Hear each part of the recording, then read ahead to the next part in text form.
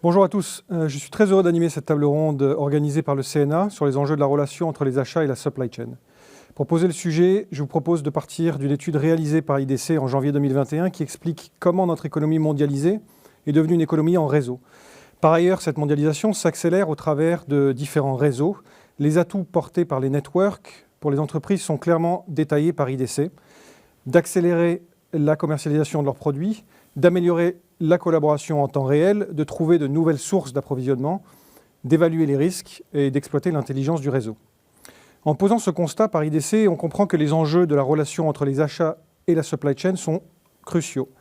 En effet, comment une entreprise peut-elle aujourd'hui travailler sans digitaliser la relation entre les départements achats et la supply chain, alors que certaines collaborent directement via des réseaux de fournisseurs en temps réel? D'ailleurs, la période de pandémie que nous venons de traverser a permis de montrer la réactivité et la collaboration des entreprises du monde de la santé depuis la conception des vaccins avec la production et la distribution en un temps record.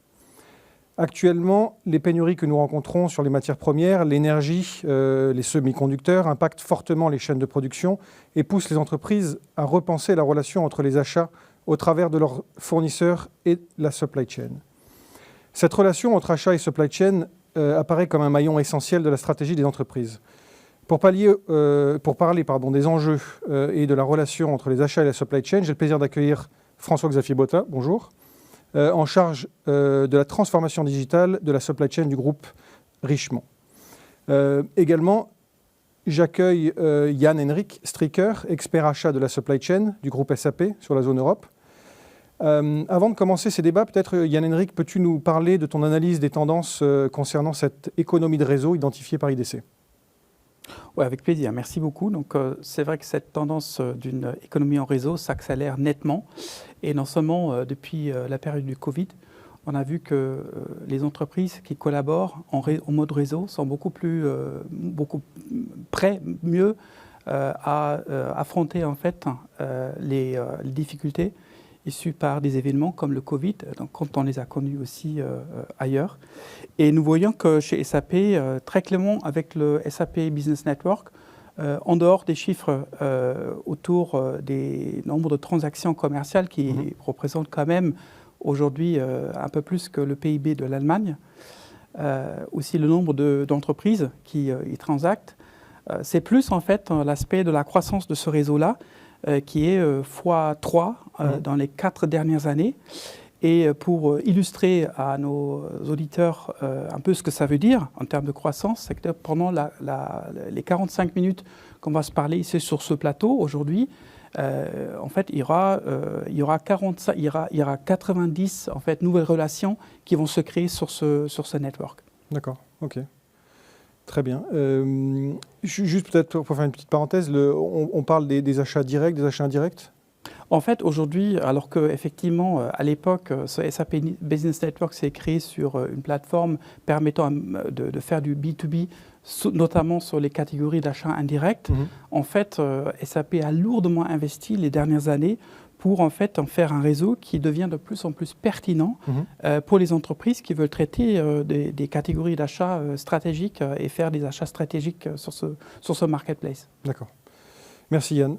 François-Xavier, tout le monde connaît les marques Cartier et Van Cleef, peut-être un petit peu moins le groupe Richemont. Est-ce que vous pouvez nous en dire quelques mots? Ouais.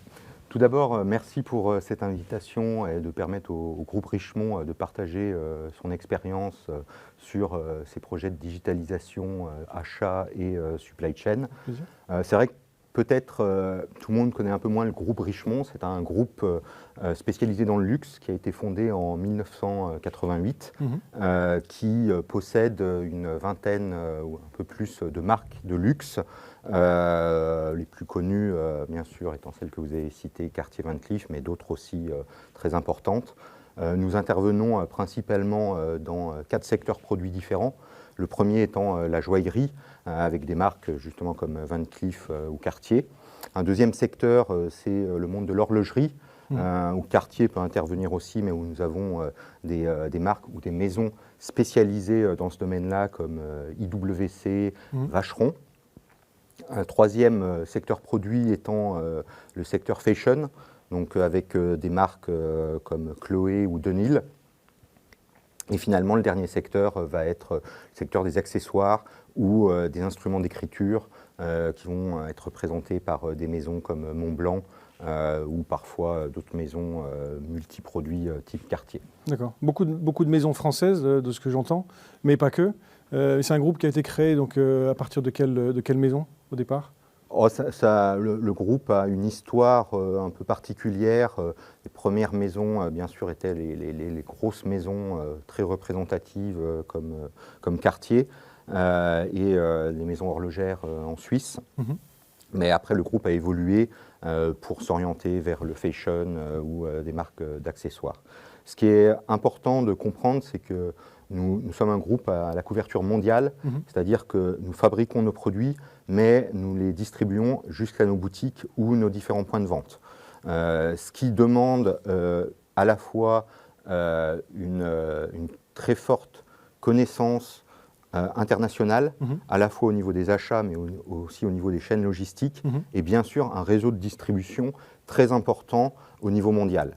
Donc c'est ce que vous pouvez voir actuellement sur les slides. Nous avons plus d'une trentaine de manufactures dans le monde, principalement en Europe, mais aussi avec des ateliers de fabrication en Asie et en Amérique.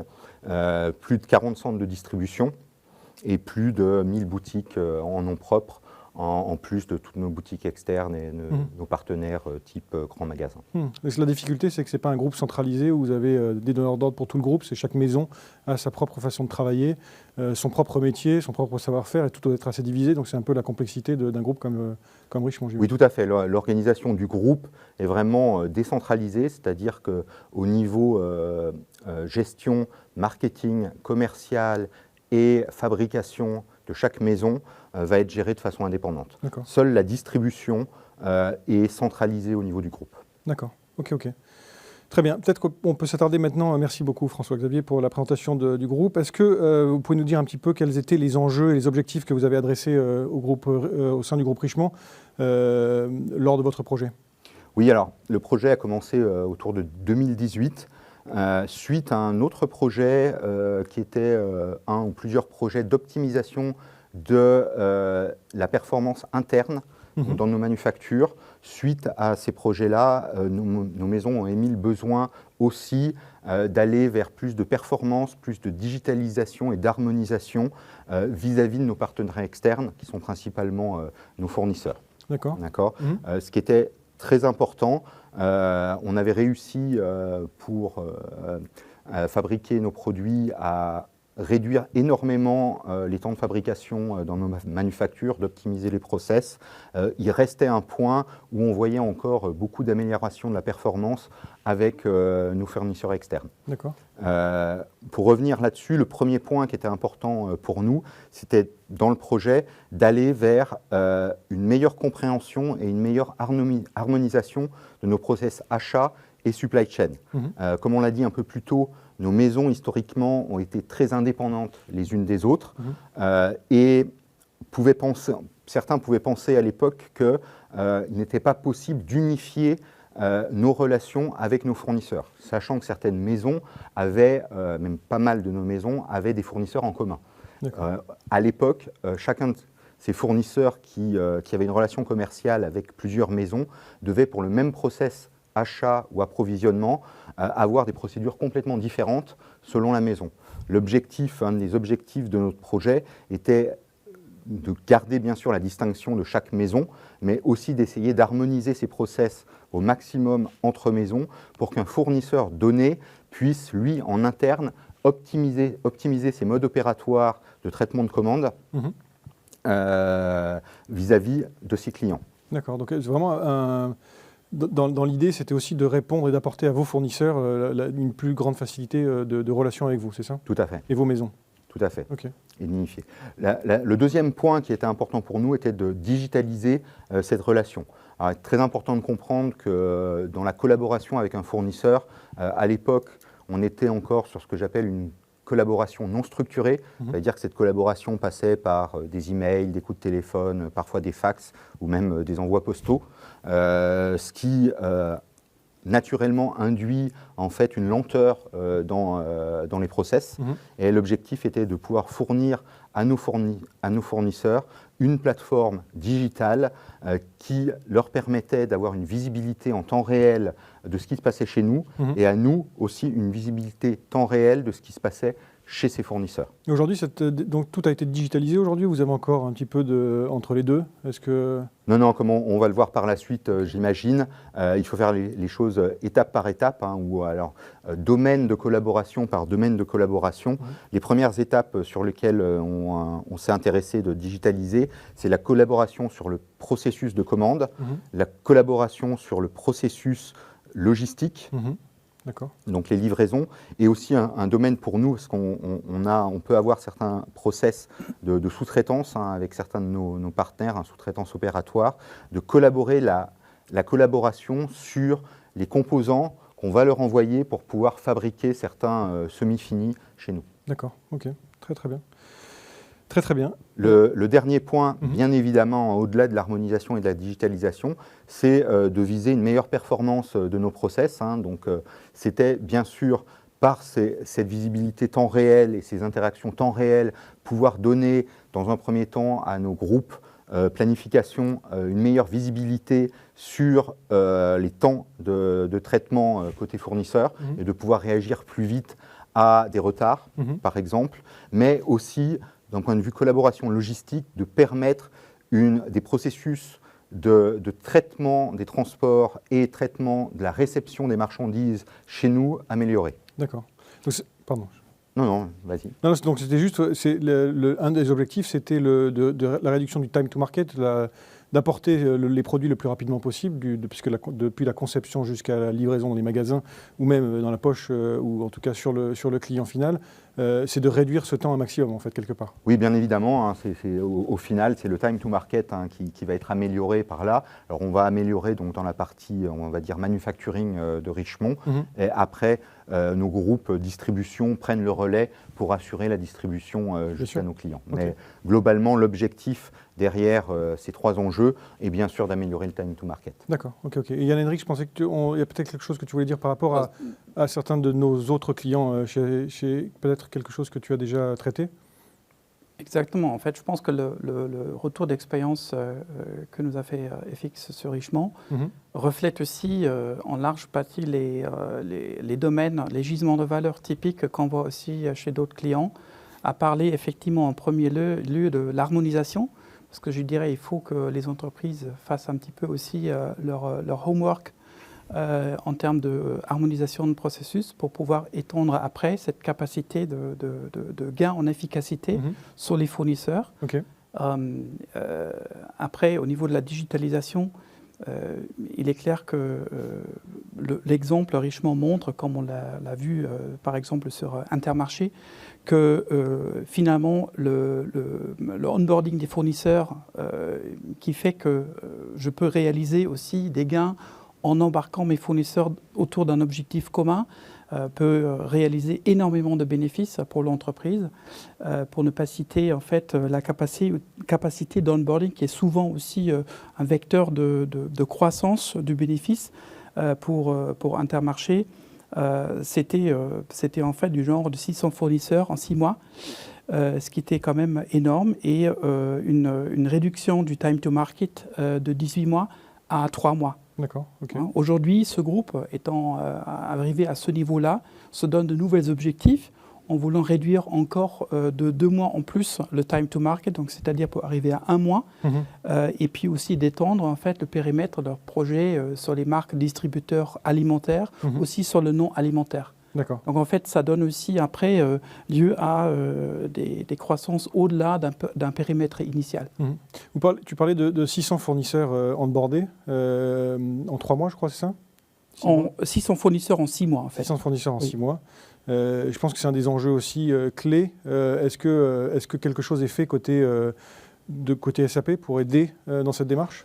Absolument, il faut savoir que en fait, SAP, dans le cadre de son modèle commercial, aide avec des personnes, des hommes et des femmes, qui aident au onboarding des fournisseurs, à leur montrer comment on peut devenir en fait business partner sur le network, et les accompagner en fait les premiers mois de leur nouvelle vie dans dans l'Ariba Network. Oui, parce que c'est ça, ils peuvent être clients, mais peut-être aussi fournisseurs, enfin peut-être fournisseurs ou clients dans certains cas. Ça. Bien sûr. Donc on a aujourd'hui aussi pas mal de prospects en fait qui découvrent, et je fais encore une fois référence à la taille et la croissance surtout du network de tout à l'heure, qui découvrent que le SAP Business Network est même peut-être un canal de distribution pour eux.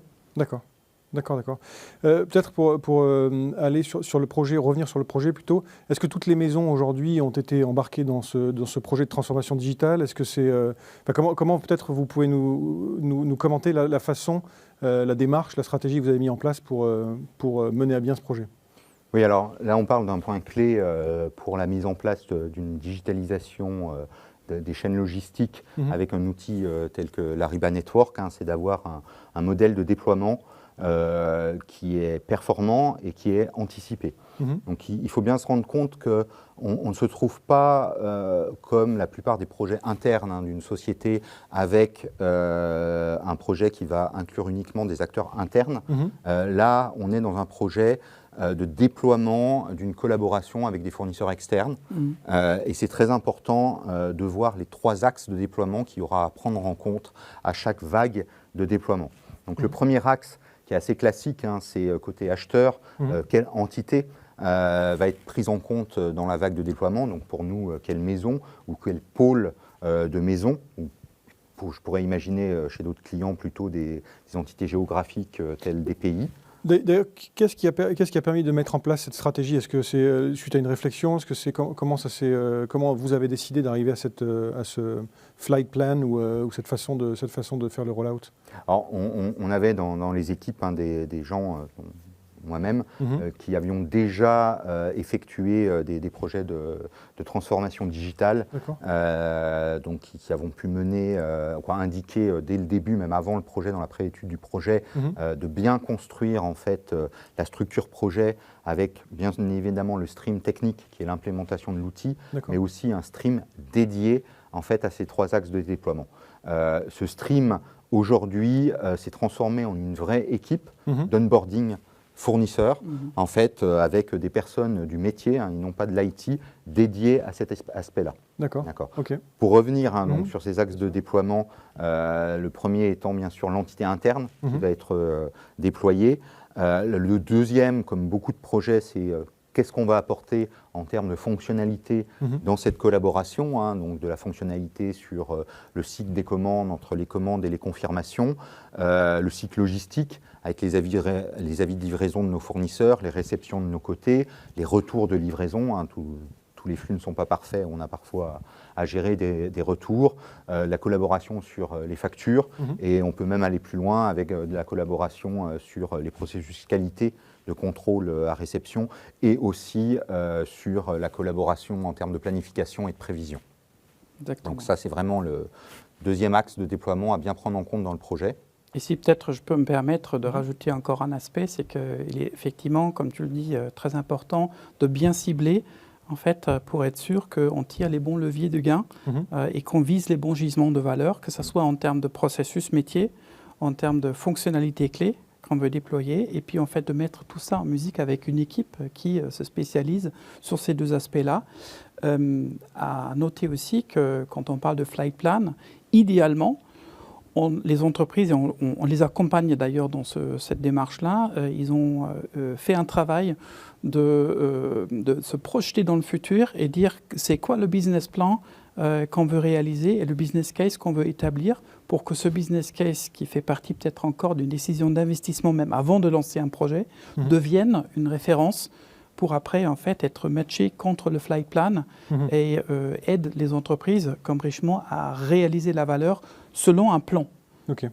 Ouais, tout à fait Yann, et ce que tu viens de parler, le flight plan qui sont la structuration du déploiement chez nos fournisseurs de cet outil de collaboration digitale est un point clé de cette matrice de déploiement en fait entre les entités côté acheteur, les fonctionnalités, mais aussi quel fournisseur on va onboarder. Exactement. Et dans quel temps. Voilà. Donc ça, c'est très important à structurer ça dès le début, d'accord, sachant qu'il y a beaucoup de critères à prendre en compte dans le déploiement fournisseur. Il y a une certaine...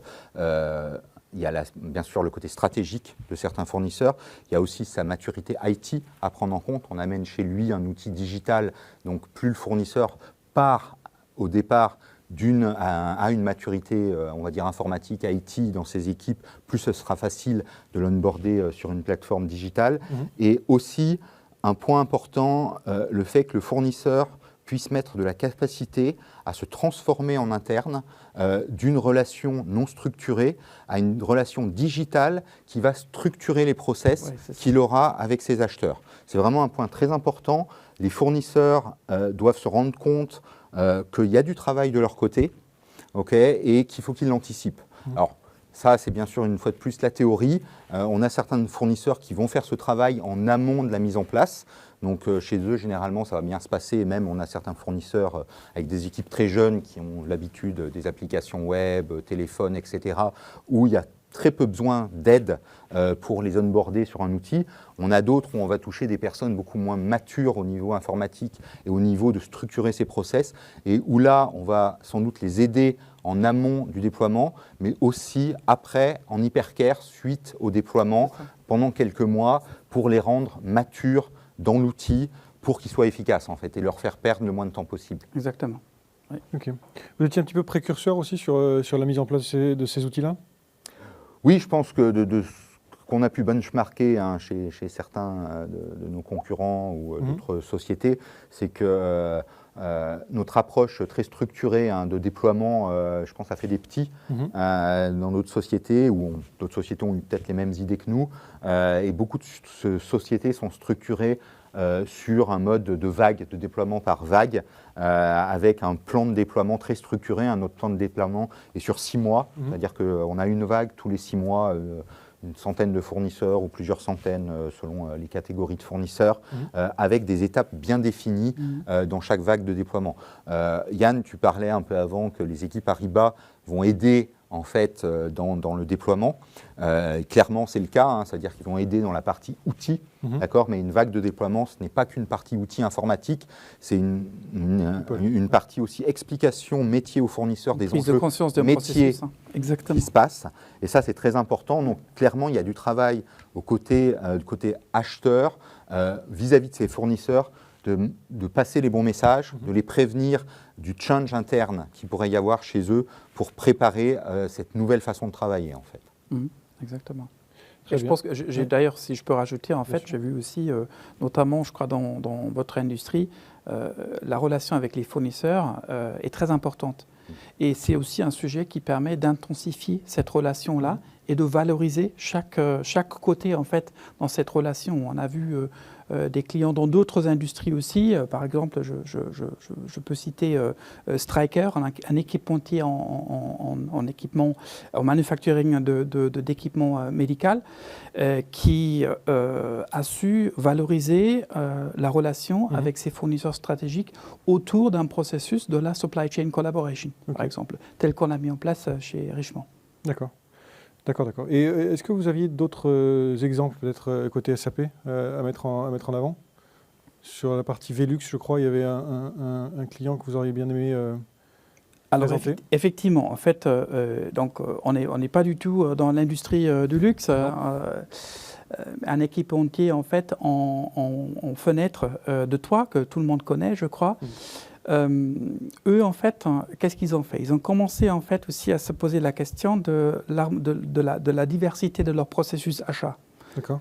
La première étape pour eux, c'était harmoniser aussi ces processus-là et de digitaliser en même temps la relation avec leurs fournisseurs. Donc, un point de départ, et ça aussi peut-être à dire à tous ceux qui sont pas encore là, à avoir une relation très sophistiquée entre fournisseurs et acheteurs, au niveau de la supply chain, par exemple, mais qui veulent démarrer cette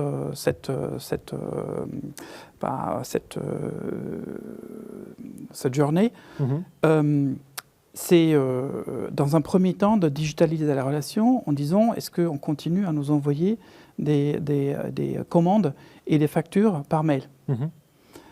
Eux, ils ont décidé alors de faire ce pas, de digitaliser en fait l'échange de ces documents-là.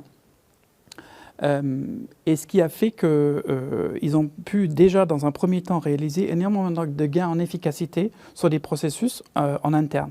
Par exemple, le matching des factures. D'accord.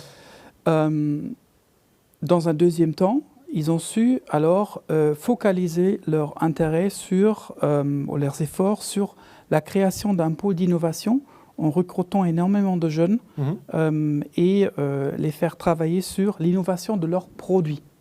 Parce que souvent on se pose aussi la question, une fois que j'ai réalisé des gains en efficacité, en productivité, alors soit je réduis le nombre de FTE, Full-Time Equivalent, en fait, donc je licencie, ou je me pose la question, qu'est-ce que je fais mieux de ce talent-là à l'intérieur de mon entreprise. Donc eux, ils ont su diverger en fait d'un focus sur faire tourner des processus en interne vers l'innovation de produits.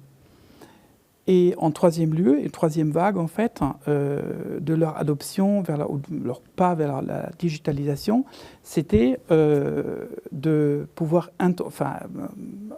intensifier la relation avec certains fournisseurs et de faire un peu aussi ce que vous avez fait chez Richemont, créer une relation qui est beaucoup plus mature et profiter ou capitaliser sur l'intelligence des fournisseurs aussi en fait en matière de connaissance de mes clients, en connaissance du marché que moi je sers en tant qu'acheteur avec mon entreprise et de mes processus internes. Parce que souvent, en fait, on ne valorise pas, en tant qu'acheteur, les connaissances de ses fournisseurs sur ses propres processus et ses propres clients. D'accord.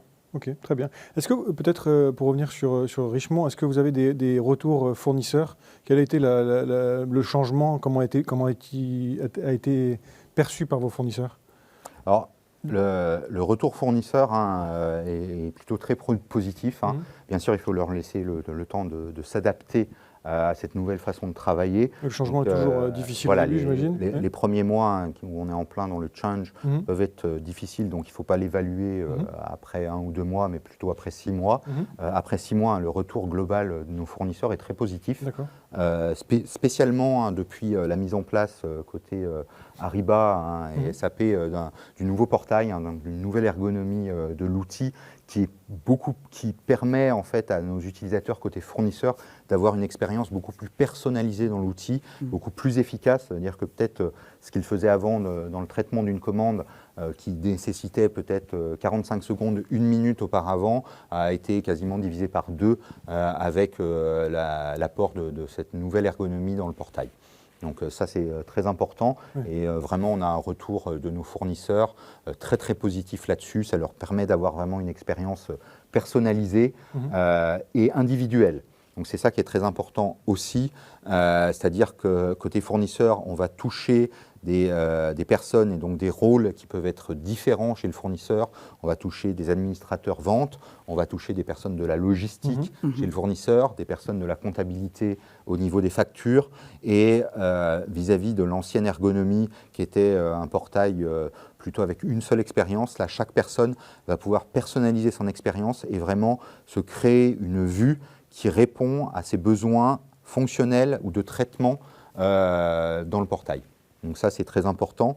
L'autre retour d'expérience qu'on a, c'est que cet outil permet de gérer des volumes de commandes, de transactions qui sont très très importantes, ce qui est pour un gros groupe comme nous important. On n'envoie pas une 50aine de commandes par mois à nos fournisseurs. On est sur des volumes de plus de 30 à 40 000 commandes par mois, des 50 à 60 000 confirmations de commandes, plus de 10 000 avis de livraison. Donc on a chaque jour des milliers de messages qui transitent entre nos fournisseurs et nous, et on se rend compte que la plateforme Ariba, le network, est très résistant à ce niveau-là. L'autre retour d'expérience, c'est que clairement la performance a été améliorée au niveau de nos fournisseurs. 2 points que je peux mettre en avant qui me reviennent à l'esprit, c'est avant que le déploiement de cette plateforme, on avait une moyenne de confirmation de commandes par nos fournisseurs qui tournait autour entre 15 et 20 jours C'est-à-dire que suite à l'envoi d'une commande, le fournisseur nous accusait réception et acceptation de la commande autour de 15-20 jours. Maintenant, avec l'utilisation de cette plateforme de collaboration, on est sur une moyenne qui est tombée à 4 jours. D'accord. Donc, ce qui est quand même… Du time to market, là, pour le coup, c'est vraiment le… Voilà, ça donne une visibilité à nos planificateurs beaucoup plus précise et rapide de ce que peuvent faire nos partenaires fournisseurs. L'autre point qui est important au niveau logistique, c'est d'améliorer la performance de mise à disposition des composants ou des matières premières que nous fournissent nos fournisseurs dans les ateliers internes pour fabrication, où là, grâce à l'outil et à une adaptation de nos process de réception interne, on a réussi à multiplier par 2 nos capacités de réception dans certaines manufactures. Donc, ce qui représente vraiment quelque chose un gain énorme pour nous. Ok, très bien. Yann-Henrik, un petit commentaire sur le sujet? En fait, j'aimerais bien peut-être encore effectivement revenir sur un retour d'expérience d'un client que j'ai déjà cité tout à l'heure, Stryker, donc équipementier dans le milieu médical, qui, eux, se sont mis aussi sur une expérience d'abord qui était basée sur un traitement de processus d'utilisation particulièrement par Excel. Et qui se sont dit ceci n'est pas en phase avec nos attentes en termes de croissance de l'entreprise. On ne peut pas continuer comme ça. Ils avaient une deuxième motivation qui fait en fait lien avec ce que disait Yves sur l'expérience utilisateur et aussi sur la performance achat et supply chain. C'est qu'ils voulaient traiter en fait leurs fournisseurs internes et leurs fournisseurs externes de la même manière. Et ne pas faire de différence. On entend ça d'ailleurs beaucoup aujourd'hui sur le secteur des services, en fait, en matière d'achat de services. Là aussi, les entreprises disent on a envie de traiter nos employés comme on traite aussi les fournisseurs en matière de services qui viennent travailler pour nous.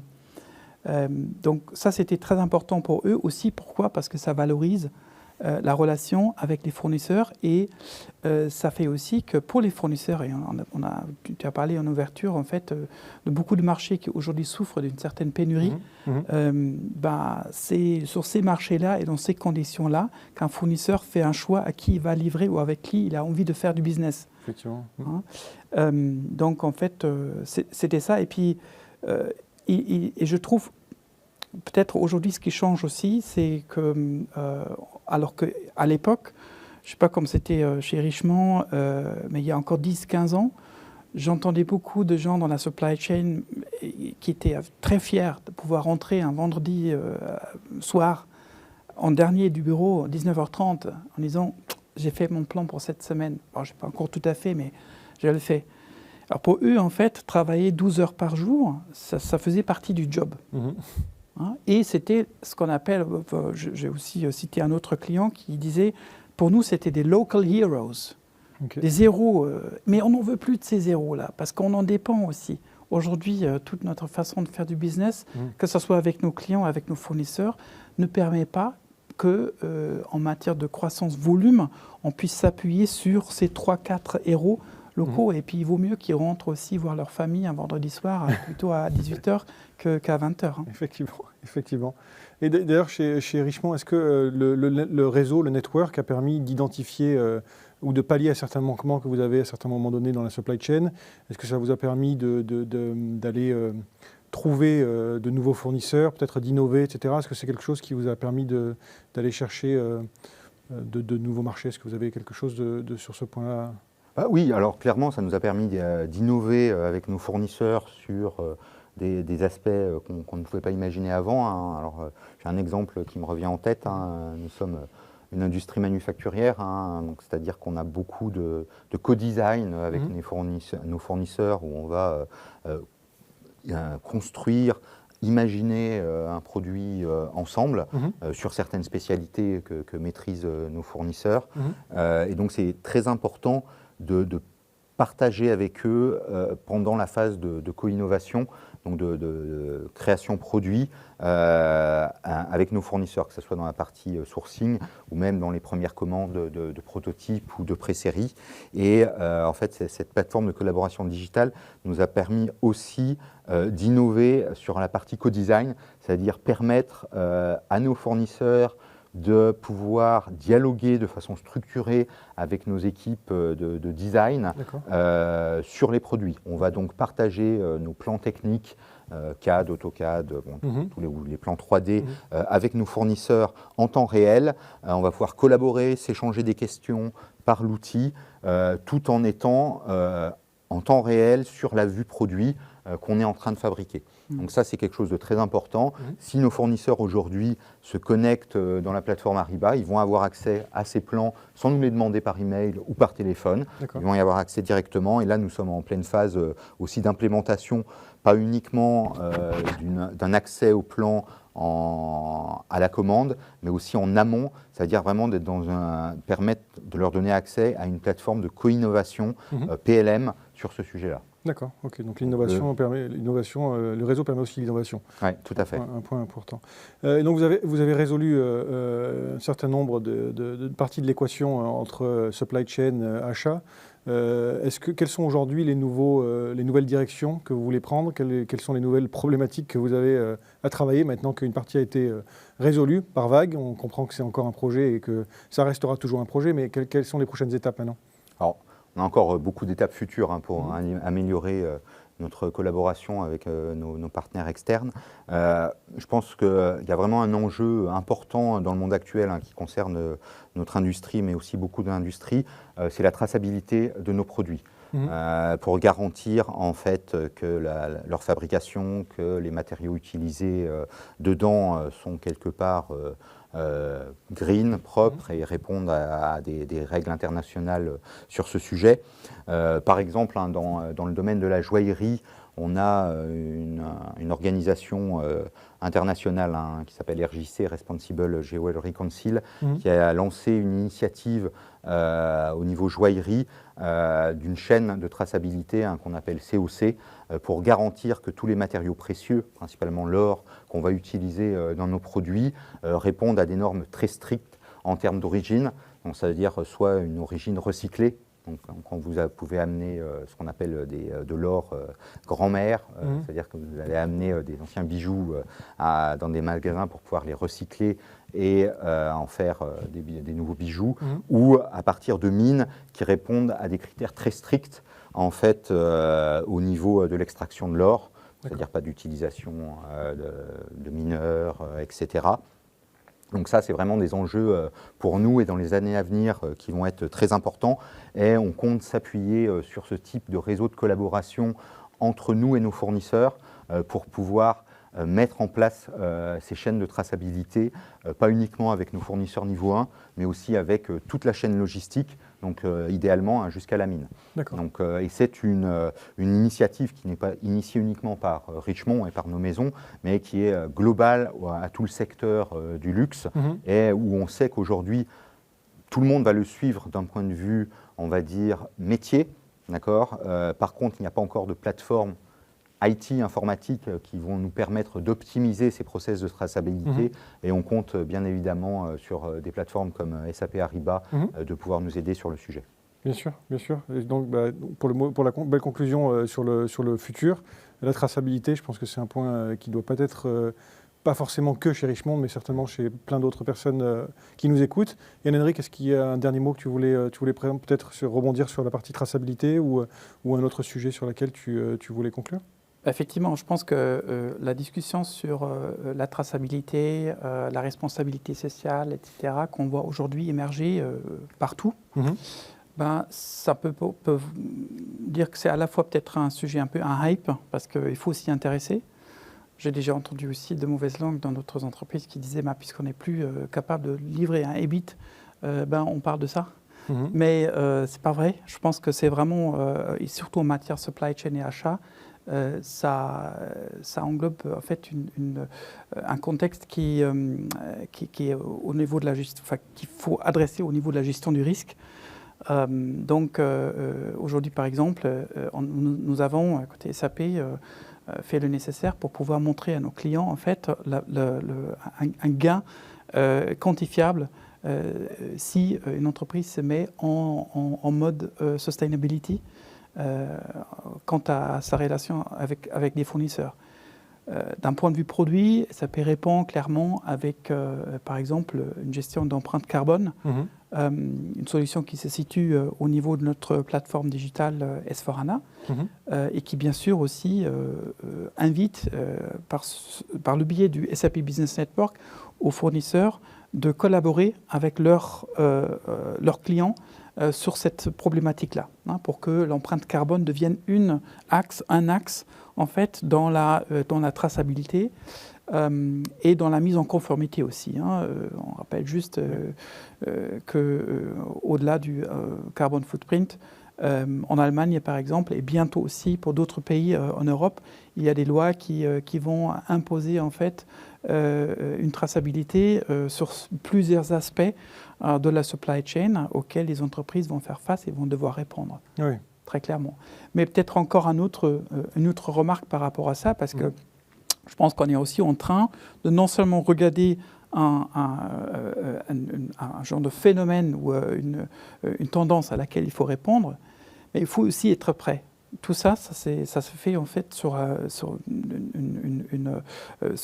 du volume. Il faut que la scalability doit être au rendez-vous des objectifs sur, par exemple, que ce soit le carbon footprint ou la responsabilité sociale. Donc, encore une fois, je pense que la digitalisation de la relation fournisseur, il y a toujours un premier pas à faire avant de pouvoir penser plus grand. Et je pense que le témoignage de FX aujourd'hui était parfait pour comprendre qu'en fait, il y a une digitalisation qui se fait par niveau et par vague. Effectivement. François-Xavier, merci. Merci à vous. Merci Yann également. Merci à tous de nous avoir suivis. Très vite, voire à tout de suite pour les questions si vous en avez. Merci. Merci.